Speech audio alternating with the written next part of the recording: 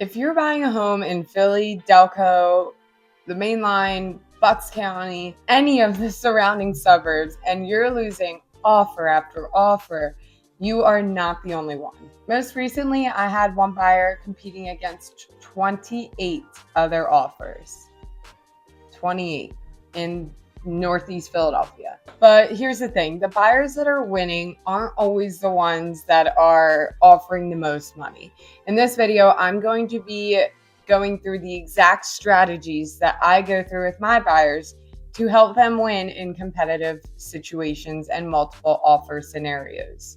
For those of you that are new here, I'm Marina Ruiz, and I am a realtor here in Philly, Delco, Mainline, and all the surrounding suburbs. I help buyers every day relocate to these areas, and one of the biggest questions I get is, how are we supposed to compete in this market? The good news is that there are ways to improve your odds. The bad news is you need patience, you need to understand, and you need to get creative.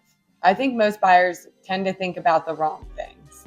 So let's talk about the right things. I think the first mistake that buyers make is assuming that every market is equal. In this Philly and surrounding suburb area, everything is a little tiny micro market, and you have to understand that. $400,000 home in Havertown may get 100 showings and 15 offers, but a $900,000 listing in Center City may sit for a few weeks.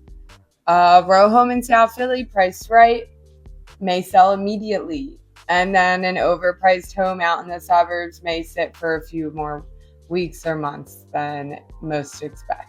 Before we even start making an offer, I'm looking at these on market.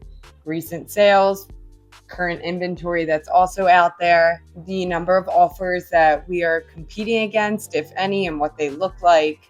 There are a lot of factors that make up our strategy for an offer. But the thing is that you need to pivot for every offer that you make, because every property and situation is going to be different. The work starts before you find the house. One of the biggest reasons buyers lose out on a house is because they're not ready. The winning offer is almost already decided before the house even hits the market. And stay with me. Here's what I mean by this. When my buyers are shopping, we don't just have a pre-qualification that is quick and has no sort of documentation and vetting to go off of. My buyers are fully pre-approved and in a very competitive market, fully underwritten. What that means is that the loan officer has already fully approved your file and took a look into it at an in-depth level.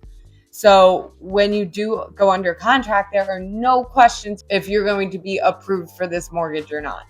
Your file has been fully underwritten. This gives you a leg up against those who may just have a pre-approval and not have their file looked at in a deeper lens. I want my buyers to understand their numbers, not just, I can spend $600,000, but what monthly payments feel comfortable. Those are two different perspectives, and one is really understanding what you're purchasing and how your life and lifestyle is going to be affected, versus the other one just going off of how much they can afford to buy this house, but can they really afford it once they're in it? I want my buyers to be prepared to make a decision quickly, and sometimes that means you can't wait until tomorrow.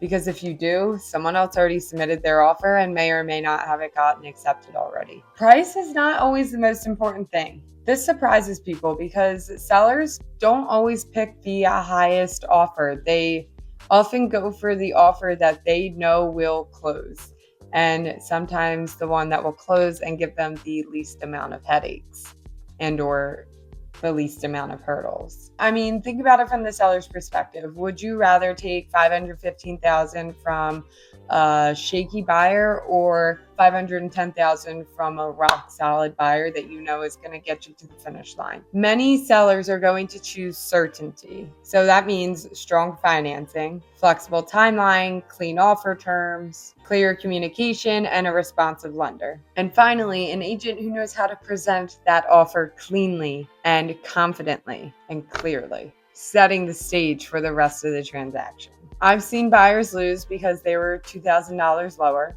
I've also seen buyers be several $1,000s below the higher offer, but win because they had a strong offer that was not just based on price, but terms, and gave the sellers confidence that they're going to get to the closing table. So what is the biggest mistake that buyers make during bidding wars? They become emotional.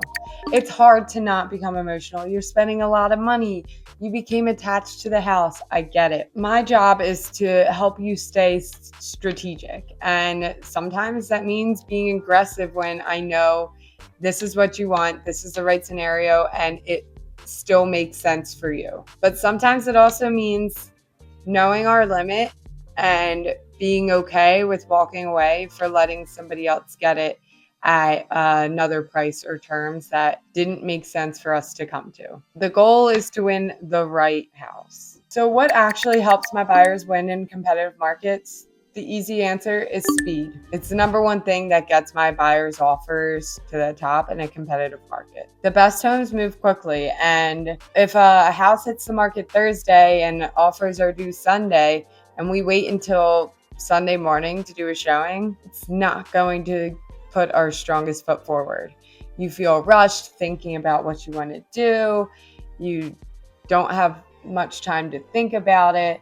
And we're often late to the game instead of putting our strongest foot forward as soon as possible. Now, I get it. Not every time can we make our schedules work to see it the first day. And like it really, sometimes that's how the cookie crumbles, seeing it on the day that offers are due, which is fine.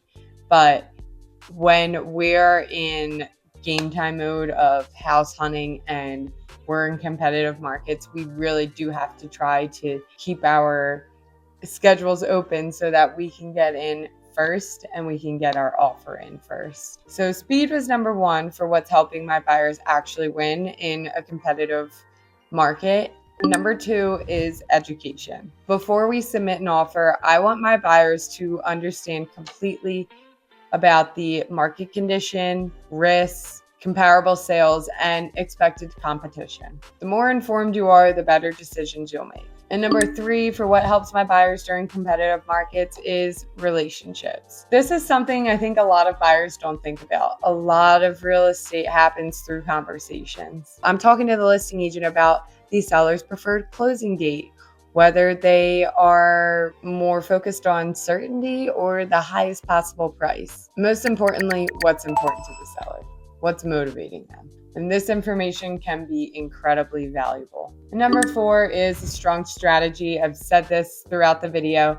Not every offer is going to be structured the same, and we need to be able to pivot. Number five is staying patient. This one is hard. The ones who eventually succeed are the buyers that stay disciplined. I have clients all the time lose out on properties that they love, but guess what? They end up buying a house that they liked even more and say, I can't even imagine being there and having that. And I'm so happy, like everything always works out. It does. It really does. I promise. So here's my personal opinion after helping so many buyers in this market. The buyers that struggle the most aren't necessarily the ones with the smallest budgets. They are the ones who are the least prepared. I've seen incredibly qualified buyers lose because they've hesitated. And I've seen first-time home buyers beat out investors or other strong buyers because they had a great strategy and a strong offer and they executed it well. This market rewards preparation, not panic, and definitely not hesitation. If you're thinking about buying a home in Philly, Delco, the main line, any of the surrounding suburbs, and you're wondering how competitive your specific market is, give me a call. I'm happy to chat it through with you. Every neighborhood is different. Every buyer is different. Reach out and let's talk about your specific situation and make you a game plan and strategy to help you buy a house that you'll love in a location that you want to be in. If you're planning to move to Philly or you already live in the surrounding area, be sure to subscribe. I post new videos every week about buying, selling, and living in Philly. See you in the next one.